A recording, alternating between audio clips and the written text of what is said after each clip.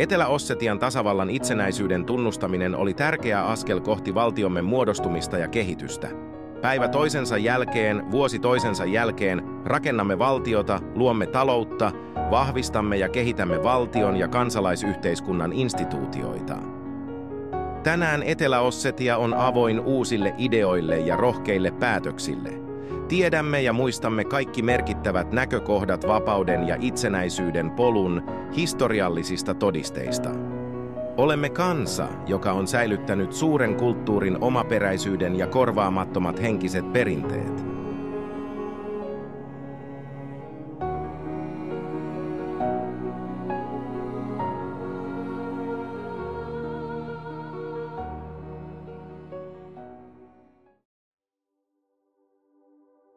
Alanjan osavaltio.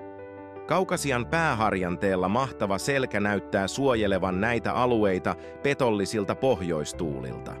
Luonto paistaa täällä intohimoisen etelän auringon säteissä ja upeat vuoristomaisemat ovat kuin taustana värikkäälle historialliselle elokuvalle. Leveä rotko, jota sivilisaatio ei koske. Kutsumassa joen myrskyisiltä virroilta ja järven kristallipinnan lumoavalta kankaalta. Mutta edes kokenut matkustaja ei voi pysyä välinpitämättömänä eikä joutua näiden paikkojen voimakkaan energian alle. Etelä-Ossetia ei ole vain vaikuttavia luontokohteita, vaan myös ainutlaatuisia historiallisia monumentteja. Vain 2 tunnin matka ja Transkaukasian moottoritie vie sinut Pohjois-Ossetiasta Etelä-Ossetiaan. Mutta edistyneet turistit, jotka haluavat täydellisen uppoamisen alueella, voivat kehittää reittiä vähintään viikon ajan, koska luonnon kulttuurikohteiden keskittyminen pienelle alueelle on yksinkertaisesti uskomatonta.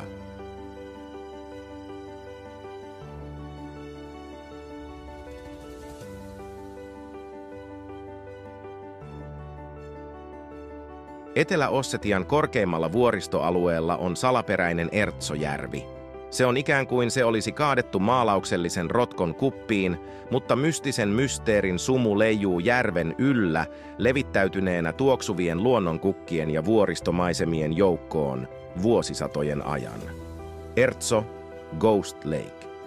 Kerran 5 tai 6 vuoden välein kaikki vesi katoaa jäljettömiin, ikään kuin joku olisi vetänyt pistokkeen kylpyhuoneesta. Tämä hämmästyttävä ilmiö ei riipu vuodenajasta. Järvi katosi usein talvella jättäen jälkeensä vain paksun jääkerroksen. Säiliö voi olla tyhjänä useita päiviä, viikkoja ja jopa kuukausia. Sitten järven kulho täyttyy jälleen reunoja myöten tyhjästä palaavalla vedellä, ja näin tapahtuu tuhansia vuosia. Muinainen legenda kertoo pahasta maanomistajasta, joka asui näillä osilla. Paikalliset asukkaat olivat kyllästyneet hänen julmuuteen ja ahneuteen, ihmiset hukuttivat maanomistajat Erson kylmiin vesiin. Mutta rikas mies ei rauhoittunut edes kuoleman jälkeen. Hänen kyltymätön henkensä herää ja juo kaiken veden järvestä, mutta heti kun maanomistaja rauhoittuu ja nukahtaa, vesi palaa.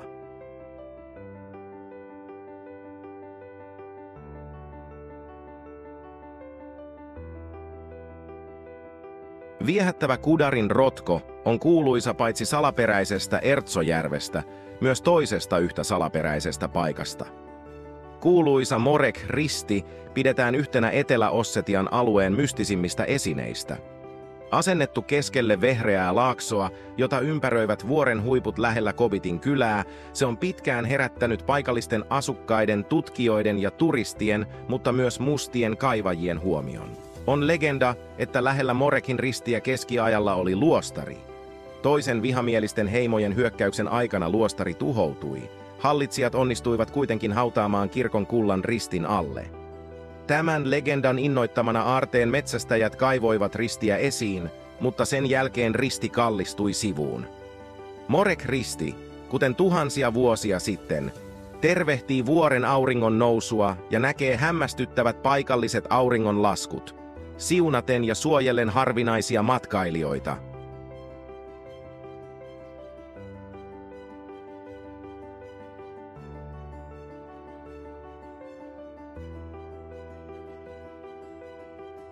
Ortodoksinen Tiran luostari sijaitsee lähellä Chinvalia, lähellä Monastrin kylää. Tämä vaikuttava arkkitehtoninen kompleksi on puoliksi kaiverrettu kivestä. Uskotaan, että ensimmäiset munkit asettuivat tänne luolaselleihin jo 6.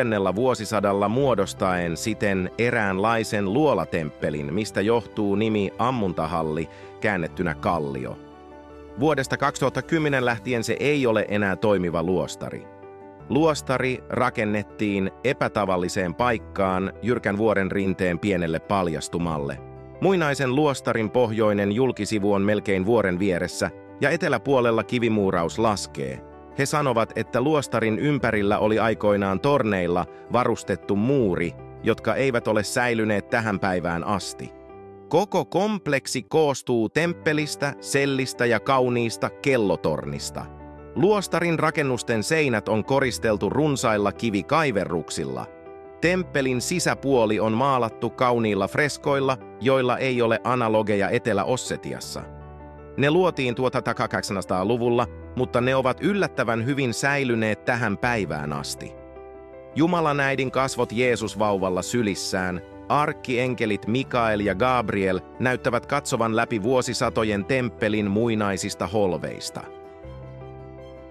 Puhtain tyyni järvivesi, jota reunustavat smaragdimetsän rannat. Etelä-Ossetian helmi on Kosjärvi.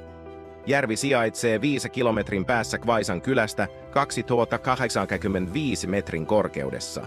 Säiliö syntyi voimakkaan maanjäristyksen seurauksena. Tuhotut kivet ja maaperä tukkivat rotkon. Kedajoki Komadon muodosti vuoristojärven. Tämä upea paikka liittyy kauniiseen legendaan vedenalaisen kuninkaan Donbettyrin ainoasta tyttärestä, Zarinasta. Lohikäärmeen ruma poika, Kafkundar Kunahor, rakastui Kaunotareen eikä päästänyt häntä ohi. Peläten lohikäärmeen murskaavaa vihaa, Donbetrin oli pakko mennä naimisiin tyttärensä kanssa. Ennen häitä Zarina pyysi mahdollisuutta kiertää Donbetrin valtakuntaa viimeisen kerran ja päätti piiloutua hirviöltä. Ylitettyään tuhansia jokia ja merta, hän ei koskaan kyennyt piiloutumaan kauhealta lohikäärmeeltä. Lopulta Zarina päätyi Kudaran rotkoon, mutta jopa täältä Kunakhor löysi hänet. Kun hän lähestyi jokea, jossa Zarina piiloutui, valtava kivi romahti, jonka ohi Kunakhor haudattiin ikuisesti. Kivi sulki joen, ja tähän paikkaan muodostui kaunis järvi, jossa kaunis tytär Donbetra asuu edelleen. 15 kilometriä Etelä-Ossetian pääkaupungista on Ikortan kylä. Ehkä huomattavin paikka täällä on siunatun neitsyt Marian kirkko. On vaikea uskoa, mutta tämä majesteettinen rakennelma on ollut olemassa useita vuosisatoja. Kirkon pystytti Ksaani Eristavis, joka omisti nämä maat 1100-luvulla. Eristavit olivat alkuperältään Ossetia Sidomoneja, jotka asettuivat Etelä-Ossetian alueelle Ksaanin rotkoon, missä heille annettiin ruhtinaiden arvonimi. He rakensivat mailleen Etelä-Ossetian kauneimman temppelin.